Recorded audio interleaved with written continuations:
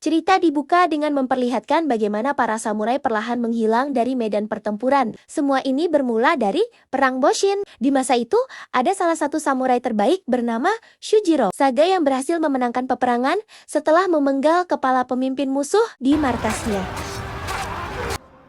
Dengan penuh keyakinan, ia langsung mengumumkan kemenangan tersebut kepada seluruh pasukan, menandakan bahwa perang telah berakhir. Namun kebahagiaan itu cuma berlangsung sebentar. Tak lama kemudian, puluhan bom tiba-tiba menghujani lokasi dan menghancurkan seluruh pasukan yang sedang merayakan kemenangan. Dari kejadian mengerikan itu, hanya Shujiro yang berhasil selamat. Bertahun-tahun pun berlalu. Shujiro hidup dihantui trauma dan memilih meninggalkan jalan hidup sebagai samurai. Setelah perang usai, para samurai memang sudah tidak lagi mendapat kehidupan yang layak. Banyak dari mereka jatuh miskin dan hidup sengsara, termasuk Shujiro. Suatu hari, setelah terbangun dari mimpi buruk, Shujiro melihat kondisi istri dan anaknya semakin memburuk. Istrinya, Shino, dan putrinya, Rin, ternyata terserang wabah kolera yang sedang menyebar di beberapa pedesaan Jepang. Karena tidak punya uang untuk membeli obat, Shujiro pun nekat mencoba menjual katana miliknya ke pegadaian desa. Sayangnya, setibanya di sana, pedagang itu sama sekali tidak tertarik. Pada masa itu, pemerintah sudah mengesahkan dekret penghapusan katana,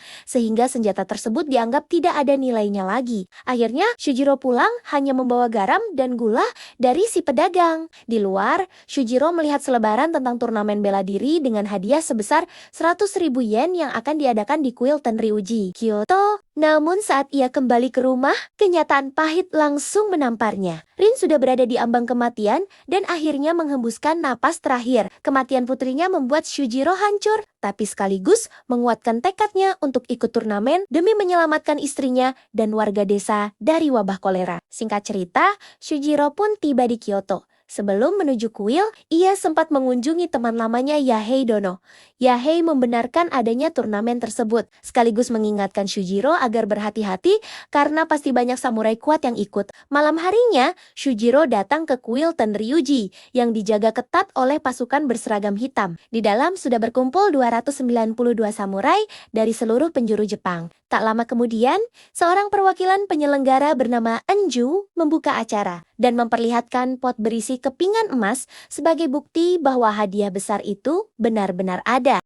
Enju lalu memberi waktu 30 detik bagi siapa saja yang ingin mundur. Tapi setelah waktu itu habis, tidak ada jalan untuk kembali. Tiba-tiba, seorang polisi bernama Ando yang menyusup mencoba menghentikan acara karena dianggap melanggar hukum penghapusan katana. Ia bahkan berusaha membunuh Enju, namun justru tewas dengan kepala terpenggal. Dari situ, semua peserta sadar bahwa ini bukan sekadar turnamen biasa, melainkan permainan hidup dan mati. Enju kemudian menjelaskan permainan pertama yang disebut Kodoku. Setiap peserta diberi tanda kayu sebagai poin. Untuk keluar dari kuil saja, mereka harus memiliki minimal 2 poin. Artinya, mereka harus membunuh setidaknya 1 orang. Tujuan akhirnya adalah mencapai Tokyo dengan minimal 30 poin. Mereka diberi waktu 1 bulan dan tidak boleh mundur. Jika kalung peserta dilepas, mereka akan langsung dieksekusi dalam waktu 10 detik. Aturan itu langsung dibuktikan ketika beberapa peserta mencoba kabur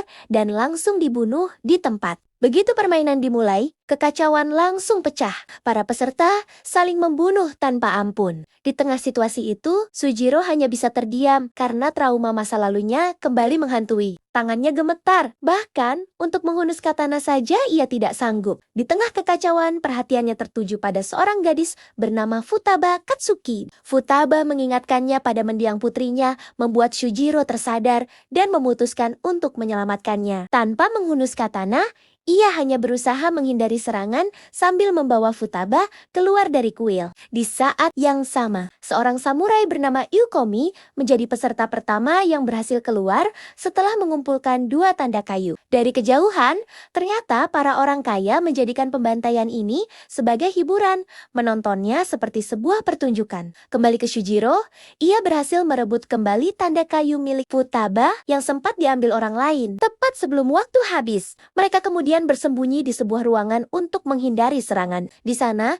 Shujiro memberikan tanda kayunya kepada Futaba agar gadis itu bisa keluar dari kuil. Namun tiba-tiba, seseorang masuk ke ruangan tersebut dan mencoba membunuh mereka berdua. Saat serangan hampir terjadi, mendadak Seorang samurai bernama Kyojin Suga muncul. Ia hanya berniat mengambil tanda kayu dari orang tersebut. Namun, setelah melihat Shujiro, Kyojin justru memberikan satu tanda kayu kepadanya dan memperingatkan bahwa jika ingin bertahan hidup, Shujiro harus mulai membunuh. Mereka pun memutuskan untuk segera keluar dari kuil. Tapi di tengah jalan, mereka dihadang oleh seorang samurai berbadan besar.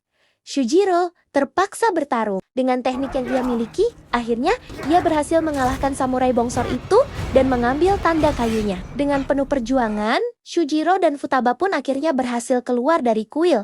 Di sisi lain, terungkap bahwa turnamen ini sebenarnya hanyalah cara untuk memusnahkan para samurai dengan membuat mereka saling membunuh. Dari total 292 peserta, hanya 128 orang yang berhasil melewati tahap pertama. Namun setelah keluar, mereka langsung dihadang oleh samurai lain bernama Bukotsu Kanjiya dan langsung menyerang Shujiro.